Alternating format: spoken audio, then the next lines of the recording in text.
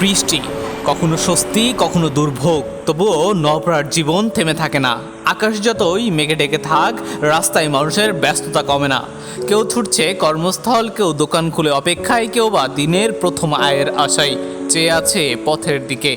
এই শহরের প্রতিটি সকাল শুধু সময়ের শুরু নয়, এটি হাজারো মানুষের নতুন করে লড়াই শুরু করার গল্প। বৃষ্টি নামে রাস্তা ভিজে যায়, জমে থাকে পানি, কিন্তু থেমে থাকে না জীবিকা। কারণ দিন শেষে এখানে প্রতিটি উপার্জনের সঙ্গে জড়িয়ে থাকে একটি পরিবারের স্বপ্ন, কয়েকটি মুখের হাসি আর আগামী দিনের প্রত্যাশা।